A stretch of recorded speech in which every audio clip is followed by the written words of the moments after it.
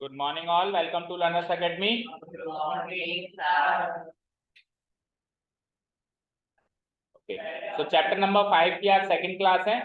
Chapter number 5 में in all हमने कल कवर किया था. तीन चीजें थी: यूक्लिड्स की डेफिनेशंस, यूक्लिड्स के एक्सियोम्स एंड यूक्लिड्स के पोस्टुलेट्स. जिसमें से एक पार्ट हमने कवर, ये गेट लगा दो, दोनों गेट लगा दो इधर उधर से. जिसमें से एक पार्ट हमने कल कवर कर दिया, दैट मींस यूक्लिड्स के डेफिनेशंस हमने कल कवर कर दी. अब आज दो चीजें बचती हैं, यूक्लिड्स के एक्सियोम्स और यूक्लिड्स के पोस्टुलेट्स. तो आप आज की क्लास की मेन हेडिंग ये डालेंगे. ऑनलाइन स्टूडेंट्स आवाज आ रही है? Yes sir. हमको नहीं आ रही है. ठीक है, एनीवे. हाँ, तो आज की क्लास की सबसे पहली मेन हेडिंग हम ये डालेंगे, यूक्लिड्स एक्सियोम्स एंड पोस्टुलेट्स क्योंकि डेफिनेशंस को हमने कल कवर कर दी. ठीक है. And definitions were all about the four things which are there in universe like solid, surface, lines and points. उन चारों के इर्द गिर्द कुछ डेफिनेशंस थी. उनकी प्रॉपर्टीज कह लो, किसमें कितनी डायमेंशन होती है, किसमें क्या होता है, उससे रिलेटेड हमारे पास कुछ डेफिनेशंस थी. अब आज अपन एक्सियोम्स एंड पोस्टुलेट्स कवर करेंगे. ये कवर करते ही चैप्टर कवर है, फिर अपन एक्सरसाइज स्टार्ट कर सकते हैं. ठीक है, डालिए हेडिंग. अब यूक्लिड के एक्सियोम और पोस्टुलेट समझने से पहले आपको यह समझना पड़ेगा कि एक्सियोम और पोस्टुलेट में डिफरेंस क्या है और सिमिलैरिटी क्या है. एक्सियोम और पोस्टुलेट में सिमिलैरिटी तो क्या है और डिफरेंस क्या है. तो पहले बात करेंगे हम सिमिलैरिटी की, फिर बात करेंगे हम डिफरेंस का. तो अभी मैं उसकी जो ऑथेंटिक लैंग्वेज है वो तो मैं लिखवा ही दूंगा आपको, बट आप जनरल वे में बोलो. प्रियांशु क्या प्रॉब्लम है? किसी को ढूंढ रहे हो तो इधर ढूंढो, जो भी ढूंढ रहे हो इधर उधर मत ध्यान दो. एक्सियोम्स एंड, इस बार आपका टेस्ट पेपर भी अच्छा नहीं हुआ है, ध्यान निकलता जा रहा है आपका पढ़ाई से. एक्सियोम्स एंड पोस्टुलेट्स कि सबसे पहले we are talking about similarity and then we will talk about difference. तो सिमिलैरिटी मतलब दोनों में क्या खास बात है, दोनों का मतलब क्या है, और फिर डिफरेंस इसमें और इसमें फर्क क्या है. ठीक है, क्योंकि अगर सेम चीज होती तो दो टर्म्स क्यों यूज करता, वो एक ही टर्म यूज करता. तो जनरल वे में बात करते हैं. पहले देखो, यूक्लिड ने ये पता लगाया कि कुछ ऐसे स्टेटमेंट्स हैं, क्या कहा मैंने, कुछ ऐसे स्टेटमेंट्स हैं जिनको प्रूव करने की जरूरत नहीं है. कुछ ऐसे स्टेटमेंट्स हैं मैथमेटिक्स में जिनको प्रूव करने की जरूरत नहीं है, वो ऑलरेडी प्रूवन है. वो ऑलरेडी, बोलो, ऑलरेडी प्रूवन है. या फिर यूं कहूं, वो तो यूनिवर्सली प्रूवन है, यानी जिसको अपन यूनिवर्सल ट्रूथ भी बोलते हैं, सुना होगा आपने. वो यूनिवर्सली प्रूवन है. यूनिवर्सली प्रूवन मतलब यूनिवर्स में कहीं भी जाओ वो चीज तो प्रूवन मानी जाएगी, चाहे से किसी जगह पे चले जाओ, चाहे से किसी भी समय में चले जाओ. किसी भी समय में जाओ, किसी भी जगह पे जाओ, वो यूनिवर्सली प्रूवन है, उसको प्रूव करने की जरूरत नहीं है. फॉर एग्जाम्पल, जैसे सूरज पूर्व से उगता है, ठीक है ना, the sun rises in the east. इसको प्रूव करने की जरूरत है क्या? ये तो ऑलरेडी प्रूवन है, यूनिवर्सल ट्रूथ है या नहीं है. अगर आप जर्मनी में चले जाओगे तो वहां पर भी ईस्ट में से ही उगेगा क्या? ऐसा होगा कि वहां पे वेस्ट से उगेगा? या आप अमेरिका में जाओगे तो वहां के नॉर्थ से उगेगा क्या? वहां पर भी ईस्ट से उगेगा. आप 200 साल पहले की बात करो तो भी, जब हमारा देश गुलाम था तभी भी वो ईस्ट से ही उगता था. उससे पहले हजारों साल पहले चले जाओ, जब मुगल शासन था, या उससे भी पहले चले जाओ जब प्रभु ईसा मसीह का जमाना था, बीसी वाला, बिफोर क्राइस्ट वाला, हर समय के अंदर वो ईस्ट से ही उगा है और वेस्ट में ही वो ढला है.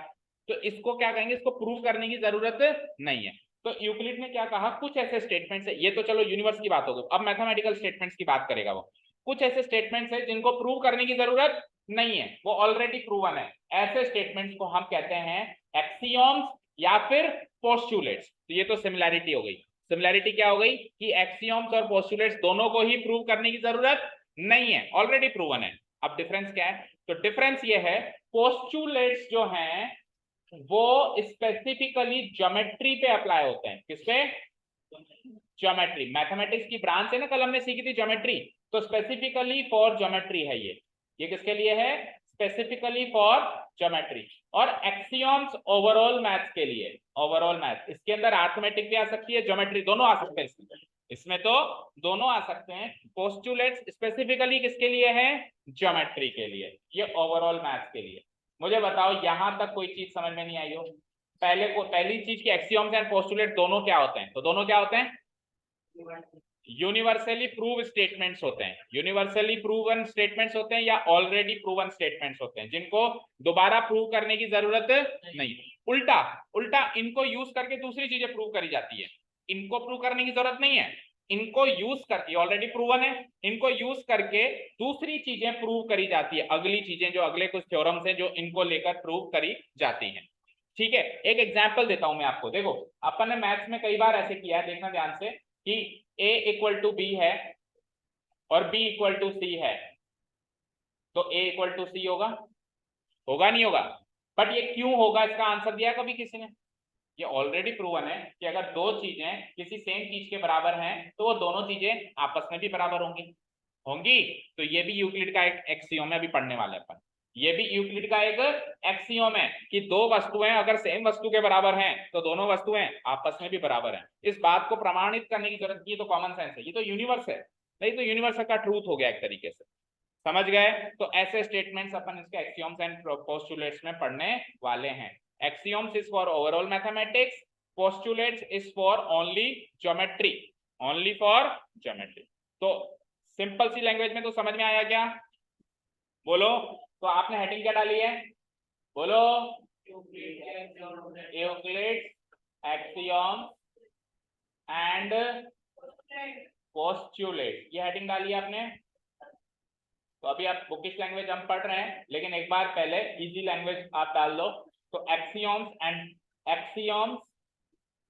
ऑब्लिक पोस्टुलेट्स की सिंपल भाषा में डेफिनेशन क्या है? अभी अभी बताई मैंने, क्या बताया? Universally proven statements, universally proven truths लिखो, ट्रूथ्स, उन्होंने जो वर्ड लिखा है ट्रूथ क्या है? सच्चाइयां, जो हर जगह ऑलरेडी प्रूव हो चुकी है ऐसी सच्चाइयां। और दूसरे शब्दों में कह सकते हैं already proven statements, already proven statements which need not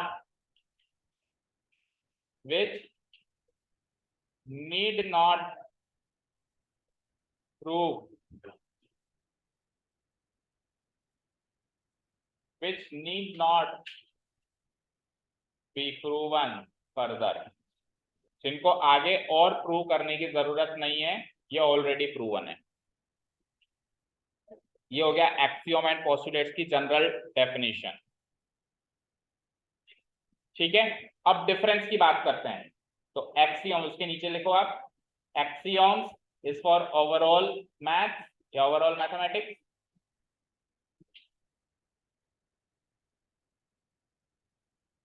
और पोस्टुलेट्स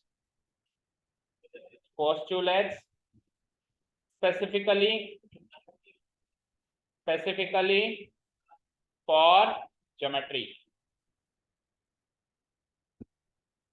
तो कल को कोई आपसे एक्सियोम और पोस्टुलेट का डिफरेंस पूछेगा तो बता दोगे? बता दोगे डिफरेंस? बोलो क्या डिफरेंस है रिद्धि?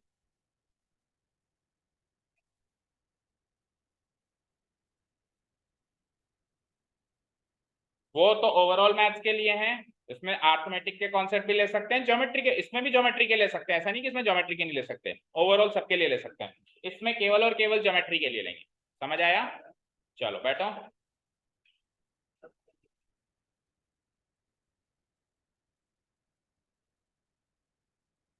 ठीक है, चलें आगे। किसी एक बेंच पे 9th के 2 बच्चे बैठेंगे, हाथ खड़े करो अगर बैठे तो। 9th के 2 बच्चे, मतलब 3 बच्चे हों जिसमें से 2 बच्चे 9th के हों, ऐसा कोई भी बेंच नहीं है? ओके चलो इधर आओ। ठीक है, अब उसकी रीडिंग लगा लेते हैं। अभी जो हमने लिखा that is more than sufficient, उससे आप एक्सियोम एंड पोस्टुलेट का डिफरेंस भी बता सकते हो और दोनों की सिमिलैरिटी भी बता सकते हो। ठीक है, अब एक बार उसकी भाषा पढ़ो। Euclid's assumed certain properties which were not to be proved, Euclid ने ऐसा अज्यूम किया कि कुछ ऐसी प्रॉपर्टीज हैं यूनिवर्स में जिनको प्रूव करने की जरूरत नहीं है। These assumptions are called obvious universal truths. In assumptions को क्या बोला जाता है? ऑब्वियस। ऑब्वियस मतलब ये तो जाहिर सी बात है, ऑब्वियस है। यूनिवर्सल ट्रूथ है। क्या है ये? यूनिवर्सल ट्रूथ है। उन्होंने इन assumptions को दो पार्ट्स में डिवाइड किया, एक्सियोम्स एंड पोस्टुलेट। तो पोस्टुलेट तो उन्होंने किसके लिए यूज किया? जो कि स्पेसिफिक थे ज्योमेट्री के लिए, और जो कॉमन है, कॉमन मतलब दोनों में आएंगे, उसको उन्होंने क्या कहा? एक्सियोम कहा।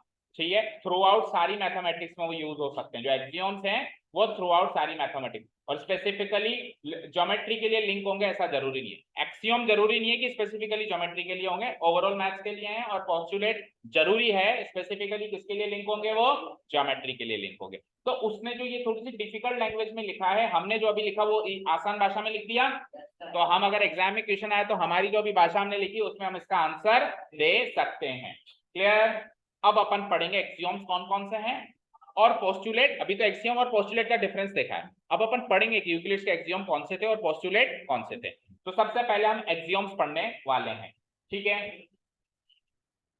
तो अब आप हेडिंग डालिए, नीचे लाइन लिखिए सम। अब आपके स्पेसिफिकली हेडिंग डालिए यूक्लिड्स एक्सियोम। यूक्लिड्स एक्सियोम, केवल एक्सियोम्स पढ़ेंगे अब अपन, एंड देन फिर केवल पोस्टुलेट। ठीक है, हेडिंग डाली, सब heading Euclid's एक्सियोम्स।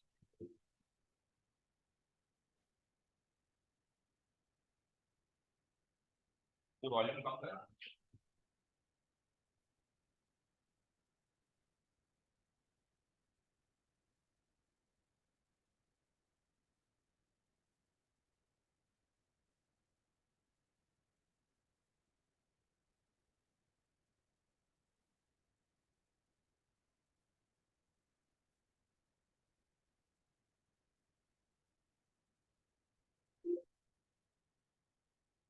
Euclid's एक्सियोम्स। Online students आवाज आ रही है आप लोगों को? Yes, sir. नहीं आ रही? आ ठीक है, रही है हेडिंग सर। डाली, सब हेडिंग।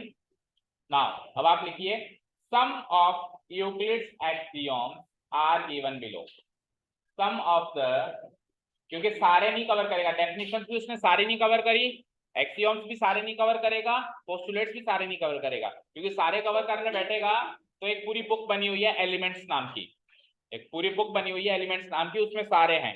हमको केवल वही पढ़ने जो हमारे लेवल पे जरूरी है। डेफिनेशंस भी हमने केवल वही पढ़ी थी, एक्सियोम्स भी हम केवल वही पढ़ेंगे।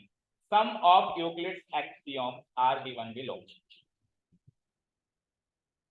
सम लिखना जरूरी है ताकि आप जब भी रिवाइज करो तो आपको याद रहे कि ये कुछ है, सारे नहीं है। ये कुछ एक ही है, सारे नहीं। स्टार्ट करें?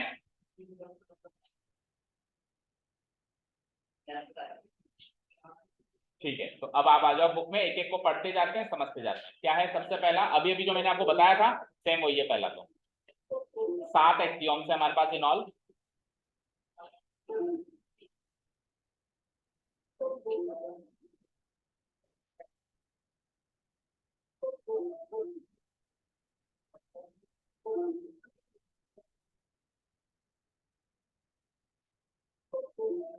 हाँ आइए, तो सबसे पहला एक्सियोम है यूक्लिड का, things which are equal to the same thing are equal to one another. पहला लिखो, पहला एक्सियोम लिखो नंबर 1 हेडिंग डाल के। क्या चाहता है ये? आवाज कम करते हैं।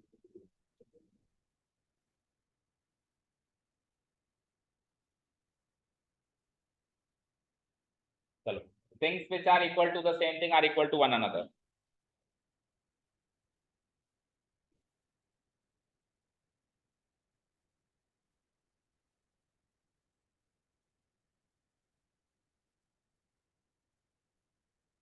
लिख लिया?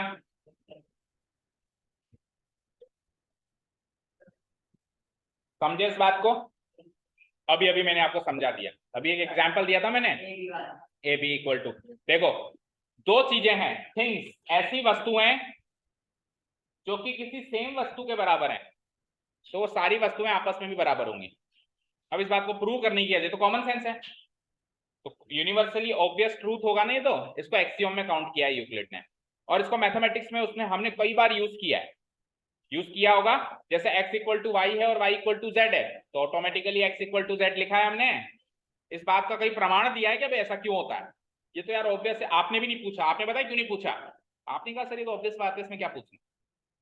तो उन्हीं चीजों को हम इन एक्सियोम्स में कवर करने वाले हैं, ठीक है। तो ये लिखने के बाद एक एग्जाम्पल के तौर पे आप दे दो, फॉर एग्जाम्पल लिख दिया ना आपने, ये एग्जाम्पल दो, किसी किसी का हम एग्जाम्पल भी देंगे जिसमें एग्जाम्पल देना पॉसिबल है। For example if x equal to Y, y equal to Z and z equal to w है, मान लो अगर x इक्वल टू वाई है, y इक्वल टू जेड है और z इक्वल टू w है, तो finally x equal to w भी होगा।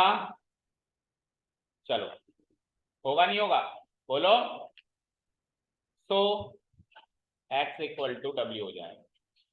एक एग्जाम्पल ये, दूसरा एग्जाम्पल भी ले लो। If a equal to x, b भी इक्वल टू x, c भी इक्वल टू x, d भी इक्वल टू x और e भी इक्वल टू x, तो सारी की सारी वस्तुएं अगर x के बराबर हैं तो सारी की सारी वस्तुएं आपस में भी बराबर होंगी। सो a बराबर, b बराबर, c बराबर, d बराबर, e बराबर, और सारी की सारी वस्तुएं x के बराबर हो जाए। तो ये दो एग्जाम्पल काफी है इस एक्सियोम को समझने के लिए, बताएं। तो एग्जाम्पल सफिशिएंट है ना। वो वस्तुएं जो सेम वस्तु के बराबर हों वो वस्तुएं आपस में भी बराबर होंगी, ये यूक्लिड का पहला इंपॉर्टेंट एक्सियोम, समझ आया। चलें सेकंड एक्सियोम पे, बोलो चलें। मेहुल लिख लिया, एग्जाम से मार्क्स क्यों नहीं आ रहे आपके?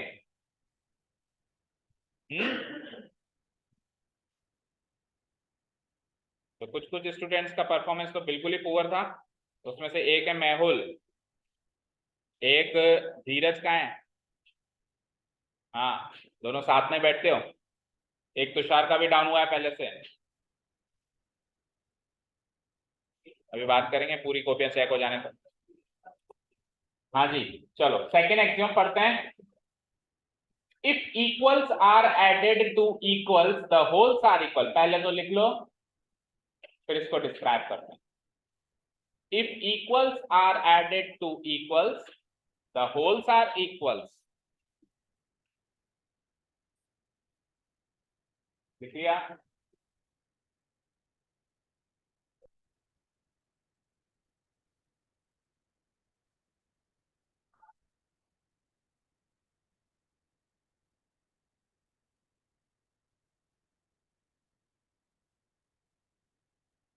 पढ़े, if equals are added to equals the wholes are equals, मतलब क्या हुआ? नहीं, किसी को कुछ लेना देना अलाउड नहीं है, जो है उसी से काम चलाओ। पेन से बनाया हुआ फिगर का -1 मिलेगा जितनी बार भी बनाओगे। आपको क्लास 9 को भी मिला है भाई, क्लास 9 में जिसने जहां जहां पेन से फिगर बनाया उसको -1 मिला है, प्लस जिसने शीट में काम किया है उसको -5 मिला है, ठीक है। और ये लॉजिक क्लास 10 पे भी अप्लाई होता है। देने वाले के -2 कर दूंगा मैं, याद रखना, बहुत हो गई तुम्हारी मनमानियां।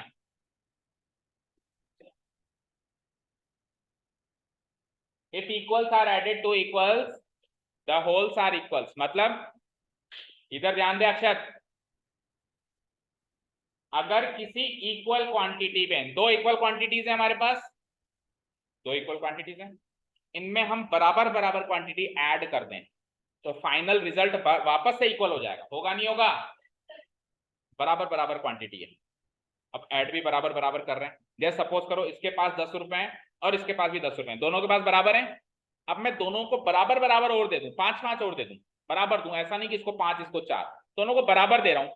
तो अब जो टोटल हुआ इसके पास अगेन बराबर होगा, इसके पास भी 15, इसके पास भी 15, तो ऑलरेडी जो इक्वल है उसमें इक्वल ही ऐड कर दें, तो अब जो होल बना, होल मतलब जो टोटल बना वो अगेन क्या होगा? इक्वल होगा। Very easy. अब इसको प्रूव करने की जरूरत है क्या, बताओ? इसको कहेगा कोई प्रूव करो, ये तो कॉमन सेंस है, इसलिए इसको उसने एक्सियोम में काउंट किया। और इस चीज को अपन मैथमेटिक्स में कई चीजों को प्रूव करने में इस्तेमाल करते हैं ना। देखो कैसे करते हैं, एग्जाम्पल के तौर पे। फॉर एग्जाम्पल ये स्टेटमेंट लिखा अपन ने, हाँ, फॉर एग्जाम्पल अगर अगर x और y बराबर हैं, ऑलरेडी बराबर ही है, x और y क्या है ऑलरेडी। अब मैं बराबर बराबर क्वांटिटी ऐड कर दूं, दोनों में a ऐड कर दूं या दोनों में z ऐड कर दूं तो भी बराबर होंगे। तो अगर मैं इसके आगे लिखूं adding z to both side, adding z to both side, अगर मैं दोनों में z ऐड कर दूं तो ये क्या बन जाएगा x प्लस जेड, ये क्या बन जाएगा x प्लस जेड, और वो क्या बन जाएगा y प्लस जेड। तो अब x प्लस जेड और y प्लस जेड भी बराबर होंगे। अगर x और y बराबर थे तो अब टोटल होने के बाद x प्लस जेड और y प्लस जेड भी बराबर होंगे। लिखो, ठीक है, क्योंकि आपने जो ऐड किया है वो बराबर ऐड किया है, ऐसा नहीं है कि इसको कम दिया इसको ज्यादा दिया, दोनों को बराबर दिया है। पहले भी वो बराबर थे, फिर दोनों को बराबर दिया है, तो अब टोटल भी बराबर होगा होगा।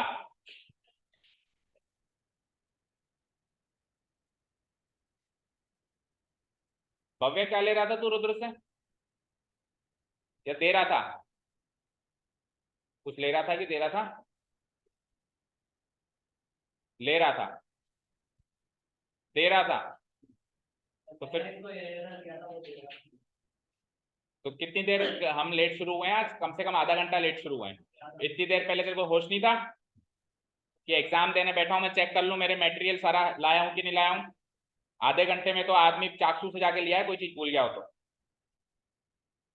तो यहाँ का यहीं नहीं अरेंज कर पाया, कहाँ था होश। Is this the way class 10th student behaves, ऐसे देगा तू बोर्ड, कर अब बिना इरेजर के काम चला, ठीक है। Sentence number, axiom number 3, if equals are subtracted from equals, if equals are subtracted from equals the remainders are equal, same उसका उल्टा, बराबर क्वांटिटी है, वापस 10-10 रुपए इनके पास, वापस इनके पास 10-10 रुपए। अब मैं कुछ दे नहीं रहा हूं, ले रहा हूं, लेकिन जो चीज ले रहा हूं वो बराबर ले रहा हूं, इससे भी 2 रुपए ले रहा हूं, उससे भी 2 रुपए ले रहा हूं, तो अब जो रिमाइंडर बचेगा वो भी बराबर होगा 8 और 8। तो सेम उसका उल्टा हो गया, उसमें ऐड कर रहे थे, इसमें सब्ट्रैक्ट कर रहे हैं। तो पहले तो लिखो आप थर्ड वाला एक्सियम, और फिर एक इसका एग्जांपल आप खुद भी बना सकते हो, इसका एग्जांपल तो बना सकते हो, पहले आप लिखो फिर आप खुद बनाओ, इसका एक एग्जांपल बनाओ सब लोग क्लास 9, पहले लिखो एंड देन एग्जांपल बनाओ, ऊपर वाले का है एग्जांपल की तरह ही बना सकते हो आप। अच्छा, वन मोर थिंग, इसकी जो एक्सरसाइज है उसमें ये 7 एक्सियोम और अगले पोस्टुलेट और कुछ डेफिनेशन का इस्तेमाल होगा क्वेश्चन को सॉल्व करने के लिए। तो वहां पे आपको स्पेसिफिकली मेंशन करना है कि यूक्लिड का एक्सियोम नंबर 3 यूज किया है, या यूक्लिड का एक्सियोम नंबर 5 यूज किया है, या पोस्टुलेट नंबर 4 यूज किया है। नंबर भी याद रखना है, प्लस वो एक्सियोम और पोस्टुलेट क्या था वो भी याद रखना है, वो भी उधर क्वेश्चन में मेंशन होगा। तो इन ऑल मैं कह सकता हूं कि ये सारे याद करने, नंबर के साथ, सीक्वेंस के साथ याद करने की, चौथे नंबर वाला कौन सा है, पांचवें नंबर वाला कौन सा है। तो उसी अप्रोच से अभी आप पढ़ाई करें, तो आपके माइंड में होना चाहिए कि मुझे याद करने हैं। लिख लिया, एग्जाम्पल भी लिख लिया, बोलो सक्षम का एग्जाम्पल लिखा।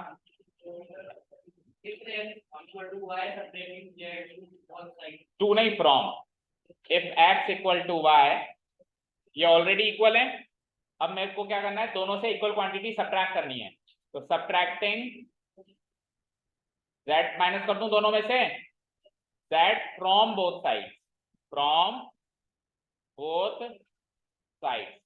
तो ऐसा करने से इधर जो रिमाइंडर बचा, रिमाइंडर मतलब x माइनस जेड, और उधर क्या रिमाइंडर बचा, देखो जब अपन कुछ ऐड करते हैं तो टोटल बनता है, जब अपन कुछ घटाते हैं तो रिमाइंडर बनता है।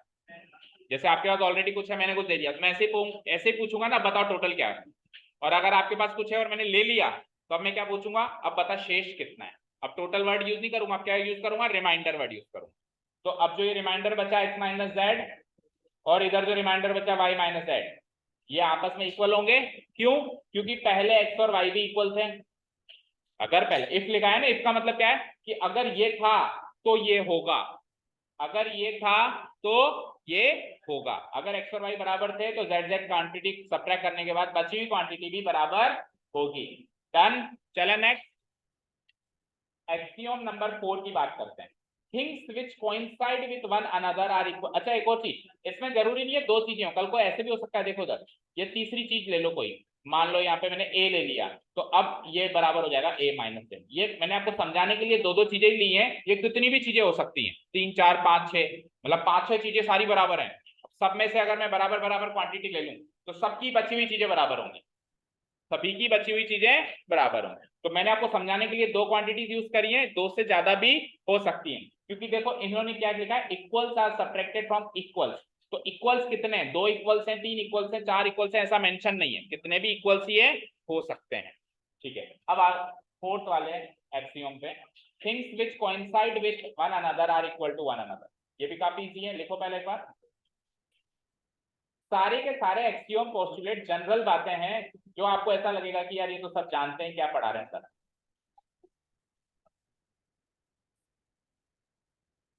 Things which coincide with one another are equal to one.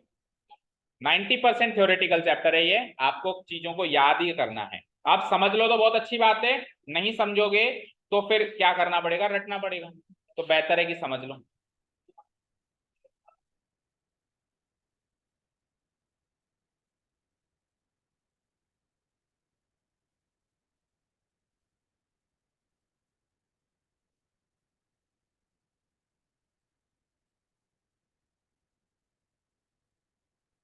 Things which coincide with one another are equal to one another. समझ आया? अब कोइंसाइड करने का मतलब होता है मर्ज होना या ओवरलैप होना, ओवरलैप होना या फिर मर्ज होना। आप लिख लो आपके नोट्स में भी एरो लगा के इसका मीनिंग। कोइंसाइड करने का मतलब है मर्ज होना या फिर ओवरलैप होना। ठीक है, अब समझे थोड़ा सा चीजों को, लिख लिया आपने?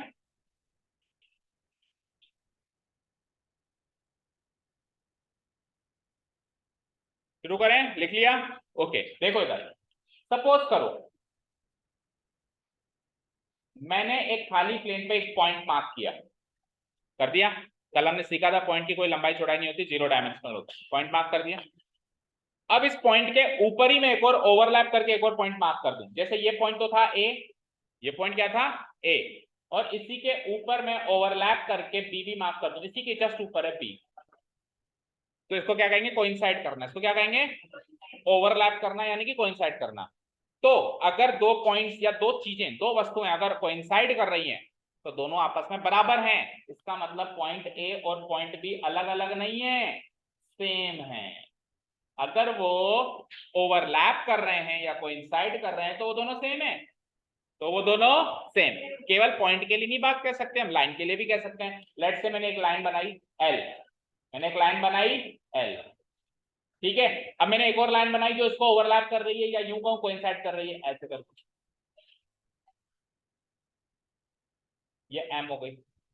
तो इसको ओवरलैप कर रही है ना, इसको कोइंसाइड कर रही है ना, तो मैं क्या कह दूंगा कि लाइन एल और एम कोइंसाइड कर रही है, तो लाइन एल और एम दोनों बराबर हैं, दोनों एक ही बात है, दोनों एक ही वस्तु है। ये यहाँ पे अलग अलग वस्तुएं मौजूद ही नहीं है, एक ही वस्तु मौजूद है। समझ गए क्या? तो जो चीजें मैथ्स में कोइंसाइड कर जाती हैं, ओवरलैप कर जाती हैं, वो अलग अलग नहीं होती, वो एक ही होती हैं, ऐसा वो समझाना चाह रहा है। ठीक है, तो आप एग्जाम्पल के तौर पे ये वाला एक एग्जाम्पल लिखो, एंड देन ये वाला उसके नीचे बनाना आप, ये वाला दूसरा एग्जाम्पल। एक तो पॉइंट का दे दो, ये वाला पॉइंट का एग्जाम्पल है, और ये वाला लाइन का एग्जाम्पल करो।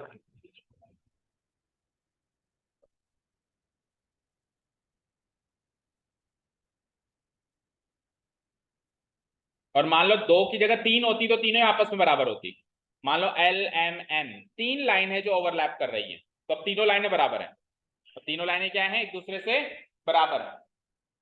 या यूं कह दूं कि तीन लाइन है ही नहीं वहां पे तो एक ही लाइन है। समझ गए?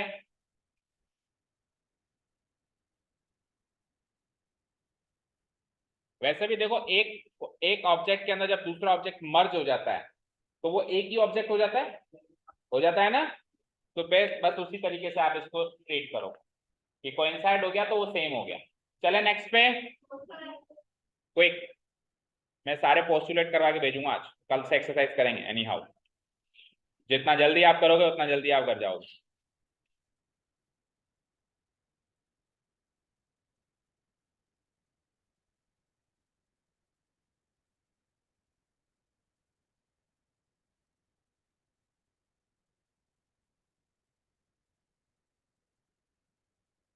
चले नेक्स्ट।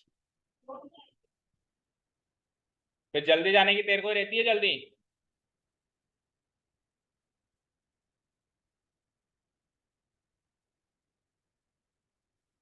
हो गया, घर जाने की बात से हो गया है ना। चलो next. The whole is greater than the part, लिखिए, बड़ा ही सरल सा एक्सियोम है ये। The whole is greater than the part. Axiom number 5, the whole is greater than the part. लिख लिया। देखो एक्सियोम तो बड़ा आसान है, सारे एक्सियोम भी बड़े आसान है, बस समझने की बात है। लिख लिया।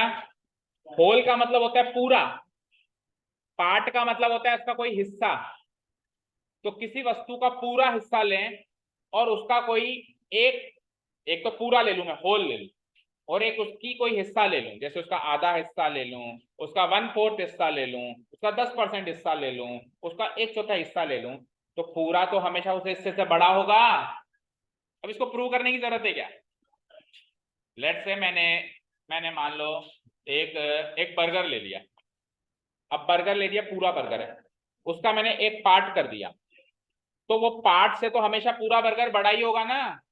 तो होल जो वस्तु होती है वो हमेशा किसी उसका कोई हिस्सा कर दें उससे ज्यादा बड़ी होती है। ठीक है, कितना भी हिस्सा कर दो, चाहे से आप उसका 90% हिस्सा ही अलग क्यों ना कर दो, अभी भी वो तो पूरा 100% है, अभी भी वो उससे बड़ा होगा।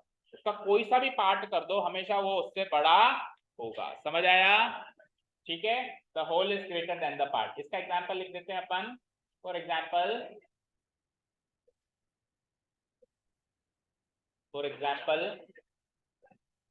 एक्स हमेशा बड़ा होगा उसके आधे हिस्से से, y हमेशा बड़ा होगा उसके 1/3 हिस्से से, या z हमेशा बड़ा होगा उसके लेट्स से 1/5 हिस्से से। कोई भी पार्ट कर दो आप उसका, होल हमेशा बड़ा होगा पार्ट से। ये होल है, ये पार्ट है। समझ आया नीलेश? ये होल है। हाँ अच्छा, y लिख, x लिख दिया। कहाँ है तेरा ध्यान? कैमरे में? कैमरामैन बनेगा कि बड़ा हो गया? नहीं बनना चाहता है तो पहले ध्यान दे ले। कैमरामैन नीलेश के साथ संवाददाता बनेगा नहीं ना, तो इधर ध्यान दे। ये है होल, ये है होल, ये है होल, ये है पार्ट, उसका एक पार्ट है, ये आधा हिस्सा है, ये उसका एक पार्ट है, 1/3 हिस्सा है, ये उसका पार्ट है। तो होल हमेशा पार्ट से बड़ा रहता है। समझ गए? चलें नेक्स्ट एक्सियोम पे। 3 एग्जांपल्स डाल दिए, डालो ना। 1 2 3।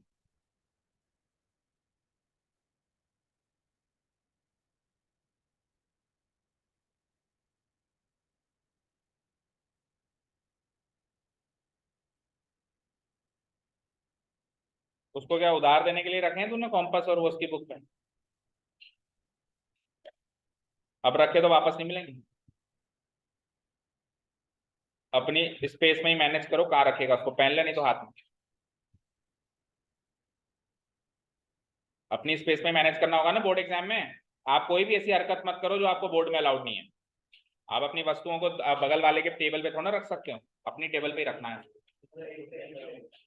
क्या एक पे वैसे भी एक ही बैठेगा तो इतना ही स्पेस मिलेगा जितना आपको अभी है, तो उसी में मैनेज करना है, उसी में चीजें भी रखनी है, उसी में काम भी करना है, उसी में अपने आप को भी एडजस्ट करना है। ये जो भी सामान लेके गए सारा का सारा लेके जाओगे भैया? स्केल नहीं लेके जाओगे, पेन नहीं लेके जाओगे? नहीं लेके जाओगे? उधार तो वहां पे सांस भी नहीं मिलेगी, वो भी खुद की लेनी पड़ेगी। गलत फहमी है बेटा, बहुत बड़ी है। अभी अकल ठिकाने आ जाएगी इस साल से। पिछले 2 साल जो हुआ है ना उसका कुछ भी नहीं होगा इस साल। एक्सपेक्टेशन मत लगा देना कि सब चलता है। धोखा हो जाएगा बहुत बड़ा कि हम तो सोच के गए थे कि सब चलता है। इस बार से हालात बदल जाएंगे, जज्बात बदल जाएंगे। पिछले 2 साल जो हुआ इस बार नहीं होगा, देख लेना। हाँ जी, आ जाओ। Things which are double of the same things are equal to one another, और things which are half of the same things are equal to one another. दोनों ही बड़े आसान है। थिंग्स विच आर, पहले इसको पढ़ते हैं। Things which are double of the same thing are equal to one another. देखो, दो वस्तुएं हैं, इधर देखो, दो वस्तुएं हैं, दोनों बराबर है। इस वस्तु का डबल कर दूं और इस वस्तु का डबल कर दूं, तो डबल करने के बाद जो वस्तुएं मिली वो भी बराबर होंगी। तो ऑलरेडी जो बराबर वस्तुएं हैं उनका डबल करते हैं, दोनों का डबल करते हैं तो डबल भी बराबर होंगे, या दोनों का आधा करते हैं तो आधे भी बराबर होंगे। तो एक्सियम नंबर 6 तो डबल करवा रहा है, एक्सियम नंबर 7 हाफ करवा रहा है। लिखो और एग्जाम्पल लिखो। ये तो लिख दिया। उसका एग्जाम्पल, जैसे अगर मान लो x बराबर y है, इफ x बराबर y है, तो इनके आधे, इनका डबल डबल भी बराबर होगा। इनका डबल डबल मतलब 2x बराबर 2y होगा। अगर x बराबर y है तो 2x बराबर 2y होगा। और सेकंड 7वें नंबर एक्सियम का एग्जांपल लिख लो। अगर x बराबर y है तो उनका आधा आधा भी बराबर होगा। इफ x बराबर y है तो उनका आधा आधा भी बराबर होगा। दैट मीन्स x/2 और y/2 भी बराबर। अगर x बराबर y है तो x/2 और y/2 बराबर।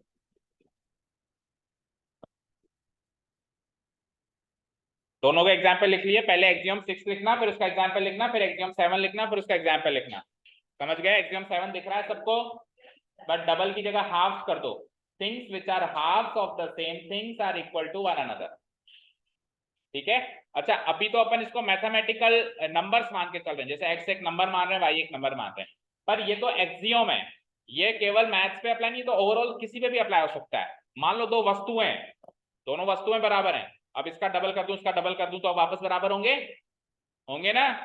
जैसे मान लो शिवम के पास एक कार है और उधर वंश के पास भी एक कार है, दोनों के पास बराबर कार है, तो अब दोनों का डबल कर दें तो अभी दोनों बराबर हैं। एक तरीके से ये कहेगा कि मेरे पास एक कार है तो कहेगा मेरे पास भी कार। अब दोनों का डबल कर दें तो वापस दोनों बराबर हैं, ठीक है ना। और दोनों का आधा कर दें तो वापस दोनों बराबर है। ठीक है, क्लियर है?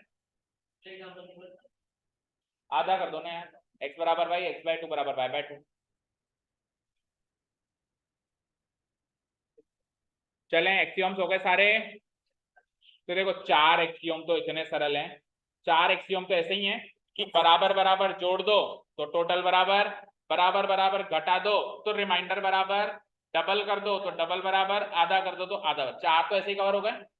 4 तो ऐसे कवर हो गए। बोलो पहला, बराबर बराबर जोड़ो टोटल बराबर, बराबर बराबर घटाओ रिमाइंडर बराबर, डबल करो डबल की हुई चीज बराबर, हाफ कर दो हाफ की हुई चीज बराबर। 4 तो ऐसे हो गए। पहला ही पहला जो हमको मैंने बताया था कि अगर दो वस्तुएं या दो से ज्यादा वस्तुएं सेम वस्तु के बराबर हैं तो वो आपस में भी बराबर है। 5 तो कवर हो गए। छठा, होल हमेशा पार्ट से बड़ा होगा। होल हमेशा पार्ट से बड़ा होगा। 7वां कौन सा बचा बताओ? एक और बच गया। होल हमेशा पार्ट, क्या? हाँ, कोइंसाइड वाला। अगर अगर दो वस्तुएं या दो से ज्यादा वस्तुएं कोइंसाइड कर रही हैं तो वहां पे 2 या 3 वस्तुएं हैं ही नहीं, एक ही वस्तु है, वो दोनों सब आपस में बराबर है। मैंने पॉइंट पी और पॉइंट क्यू ओवरलैप कर रहे हैं तो वहां पे एक ही पॉइंट है, चाहे से उसको पॉइंट पी कह लो चाहे से उसको पॉइंट क्यू कह लो। ऐसे नहीं कहोगे कि यहाँ 2 पॉइंट्स हैं, वो एक ही पॉइंट है वहां पे, वो दोनों बराबर है। ओके, ठीक है, क्लियर? ठीक है ना। तभी तो देखो हम मैथ में कभी, जैसे मान लो मैंने ट्राइंगल बनाया, लेट्स से मैंने एक ट्राइंगल बनाया, तो मैं इस पॉइंट को एक ही नाम देता हूँ या आज तक कभी 2 नाम दिए मैंने इसको? इसको ए लिखा है तो ए ही लिखा है ना, ऐसे लिखा है कि इसको ए एंड बी, ए भी यही है बी भी यही है, क्योंकि ये एक ही पॉइंट है। अगर यहाँ पे 2 पॉइंट है भी सही और ओवरलैप कर रहे हैं तो वहां पे देखा जाएगा तो सेम है। सेम है तो मैं तो या तो उसको ए कहूंगा या बी कहूंगा, दोनों नहीं कह सकता। एक पॉइंट को एक ही नाम देते हैं, एक लाइन को एक ही नाम देते हैं, एक लाइन सेगमेंट को भी एक ही नाम देते हैं, ट्राइंगल को भी एक ही नाम देते हैं। ऐसा थोड़ा है कि उसी को ट्राइंगल एबीसी भी कह दिया, उसी को ट्राइंगल पीक्यूआर भी कह दिया। Not possible. समझ गए? ठीक है, चलो अब एक्सियोम्स खत्म होते हैं तो पोस्टुलेट्स।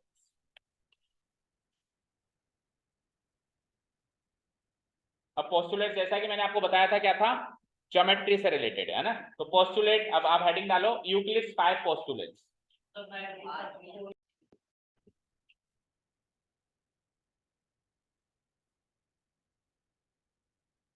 देखो पोस्टुलेट नंबर 1 क्या लिखा है, एक बार फिर से देखते हैं। ए स्ट्रेट लाइन में be drawn from any one point two the another point. एक खाली प्लेन पे मैं कहीं पर भी 2 पॉइंट मार्क करूं, जैसे मैंने एक पॉइंट यहां मार्क किया और मैंने दूसरा पॉइंट यहां मार्क किया, कर दिया। अब आपको कहता हूं एक स्ट्रेट लाइन बनाओ तो आराम से बन जाएगी। ऐसा थोड़ा नहीं कि सर मेरा सिर दूसरा आज नहीं बन पाएगी, ऐसा थोड़ा नहीं कि सर आज अमेरिका ने इसको हरा दिया तो आज नहीं बन पाएगी। कुछ भी इफ्स एंड बट्स हो, सर आज इंडिया मैच हार गई इसलिए स्ट्रेट लाइन नहीं बन पाएगी, ऐसा कुछ पॉसिबल है क्या? Without any circumstances, without any ifs and buts, हम हमेशा 2 पॉइंट से गुजरने वाली एक स्ट्रेट लाइन बना सकते हैं। यस और नो? ठीक है, स्ट्रेट बनी नहीं, हालांकि हिल गया मेरा हाथ, पर आप स्ट्रेट स्केल से बना सकते हैं। बना सकते हैं ना? बोलो बना सकते हैं कि नहीं बना सकते हैं? बना सकते हैं। अच्छा, अब ये जो पोस्टुलेट है इससे 2-3 रिजल्ट और निकल के आते हैं। पहला रिजल्ट, इससे ये जो पोस्टुलेट है इससे पहला रिजल्ट क्या निकल के आता है कि 2 पॉइंट अगर हमारे पास है, लेट्स से ए और बी, तो उससे बनने वाली लाइन जो होगी वो यूनिक होगी। क्या होगी? वो यूनिक होगी। ऐसा नहीं हो सकता कि 2 पॉइंट से गुजरने वाली 2-3 लाइंस बन सकें।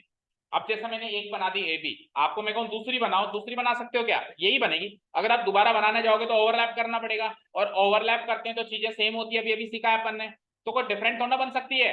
हाँ, अगर एक ही पॉइंट देता मैं खाली प्लेन पे एक ही पॉइंट देता पी, इससे गुजरने वाली लाइंस बनाओ, तो अब आप इनफाइनाइट बना सकते हो। अब आप कितनी बना सकते हो? इनफाइनाइट। किसी ने ऐसे बना दी, किसी ने ऐसे बना दी, ऐसे बना दी, ऐसे बना दी, ऐसे बना, इनफाइनाइट। हर एक बच्चे को उठा उठा के कहूंगा तो एक एक लाइन वो अपनी अपनी बना देगा इस एक पॉइंट से गुजरने वाली। तो एक पॉइंट से इनफाइनाइट लाइन गुजर सकती हैं, लेकिन अगर 2 पॉइंट्स हैं तो एक यूनिक लाइन गुजरती है। ठीक है, क्लियर? तो पोस्टुलेट नंबर 1 आपने ये लिख दिया। लिखने के बाद फिर आप एक इसको डिमॉन्स्ट्रेट करने के लिए 2 पॉइंट कहीं भी ले लो और एक यूनिक लाइन बना दो। बना दिया वो भी, और उसका डिस्क्रिप्शन लिखो। हेयर वी कैन ड्रॉ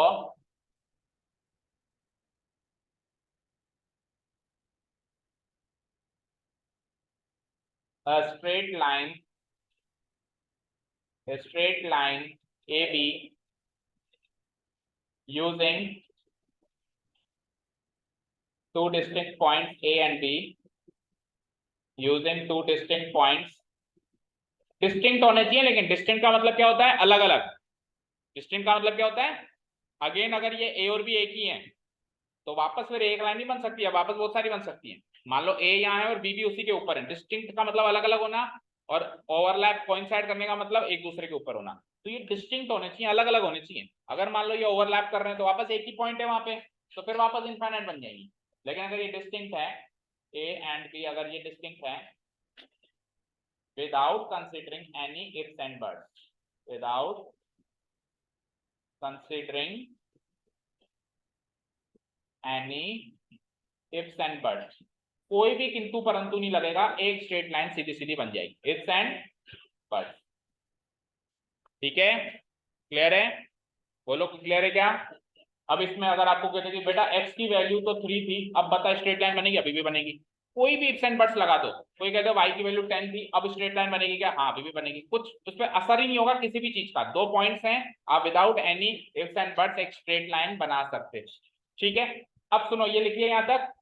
अब इससे एक्सियोम नंबर 5.1 कनेक्ट हो रहा है। वो क्या कहता है कि अगर 2 पॉइंट्स हैं तो एक यूनिक लाइन बनेगी। अभी मैंने बताया, तो 2 पॉइंट्स है तो एक स्ट्रेट लाइन बन सकती है। इससे एक्सियोम 5.1 क्रिएट हो रहा है, जो क्या कहता है कि 2 पॉइंट से हमेशा एक यूनिक स्ट्रेट लाइन बन सकती है। ठीक है, नीचे लिखो इसके बाद, we can state this result in the form of an axiom as follow। we can state this result in the form of an axiom, फिर एक्सियोम नंबर 5.1 लगा दो और फिर बाकी का कल पढ़ेंगे। मैंने आपको डिस्क्राइब तो दोनों को एक साथ करवा दिया है, दोनों चीजों को सेम एक साथ डिस्क्राइब करा दिया। Given 2 distinct points, there is a unique line that passes through them.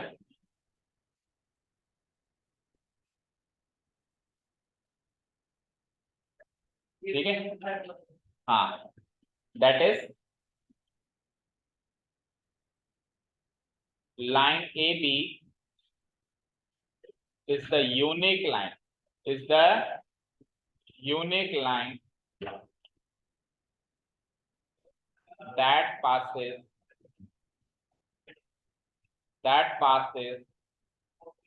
through two distinct points A and B. That passes through two distinct points A and B. समझ आया? मैंने कहा A और B से गुजरने वाली लाइन बताओ, तो प्रियांशु ने बताई AB। फिर मैंने अक्षत से पूछा कोई और बताओ, तो कोई और नहीं बता सकता, ये यूनिक है, AB जो बता दी वही है फाइनल। दो पॉइंट से गुजरने वाली एक ही यूनिक लाइन बनेगी। मैं कहूँ रिद्धि कोई तीसरी बताओ, तो वो नहीं बता सकती, एक ही बनेगी। लाइन AB अकेली ऐसी यूनिक लाइन होगी जो कि दो डिस्टिंक्ट पॉइंट्स A और B से पास करती है। तो ये पोस्टुलेट नंबर 1 और एग्जाम 5.1 दोनों सेम ही चीज से कनेक्ट हो रहे हैं। पोस्टुलेट 1 क्या कहता है कि दो डिस्टिंक्ट पॉइंट से without any ifs and buts हम एक स्ट्रेट लाइन बना सकते हैं। एग्जाम 5.1 क्या कहता है, दो डिस्टिंक्ट पॉइंट से केवल और केवल एक यूनिक लाइन ही बना सकते हैं, दूसरी तीसरी चौथी लाइन नहीं बना सकते। ठीक है, चलो बाकी का नेक्स्ट क्लास में कवर करेंगे। जाओ, thank you so much for listening to us, have a nice day, keep learning and